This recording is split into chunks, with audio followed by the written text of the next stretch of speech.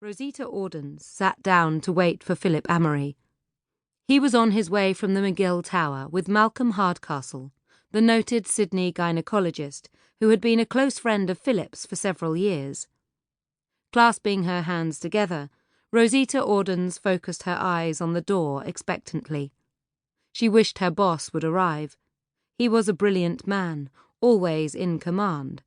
He would soon find out exactly what was wrong with his wife. One thing was certain. She had not liked the peculiar looks exchanged by the two ambulance men when they had first seen Madalena Amory. Rosita bowed her head. She focused her thoughts on the lovely young American woman who she had grown so fond of in the last 8 months, willing her to be all right, to open her eyes, to speak to the doctors now examining her. A Catholic, like Maddie, Rosita began to pray under her breath. Hail Mary, full of grace, the Lord is with thee, blessed art thou amongst women, and blessed is the fruit of thy womb, Jesus. Hail Mary, full of grace, the Lord is with thee, blessed art thou. Hail Mary, full of grace, Hail Mary.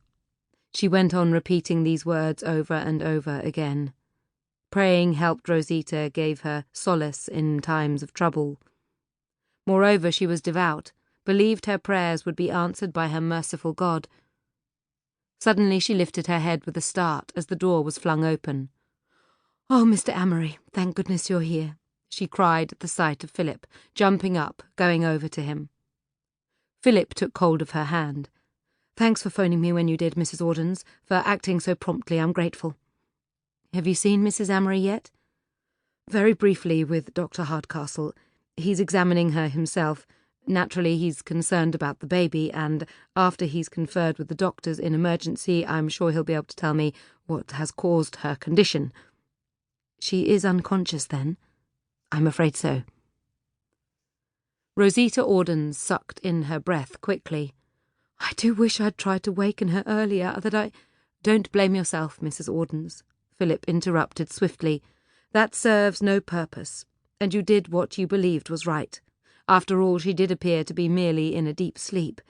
I also thought that myself." Rosita Audens nodded glumly. Her worry knew no bounds. Philip went on. "Ken's outside with the car. He'll drive you back to the house. I'll phone you the minute I have more news." "Please do, Mr. Amory. I'll be anxious until I hear from you. So will Alice and Peggy." "I know." He escorted the housekeeper over to the door. "Ken's parked in front of the main entrance. He's waiting for you." "Thanks, Mr. Amory." Rosita slipped out of the office, knowing her employer wished to be alone. Philip sat down, sank at once into his troubled thoughts. His mind raced, seeking answers. It was not natural for anyone to fall into unconsciousness in the way Maddie had. Something serious had induced this state in her. He was convinced of that. Radical action was needed. He would bring in a team of specialists, send his private jet to get them if necessary, wherever they were. Yes, he would do it immediately. Now! Suddenly he stood up, then sat down again, his nerves on edge. He pushed back the awful panic swarming over him once more. He must stay calm, handle things with cool intelligence. Yet he could hardly contain himself. He wanted to rush back to emergency, to be with Maddie, to look after her, to stay with her until she was her normal self. But there was no point. Not at this moment.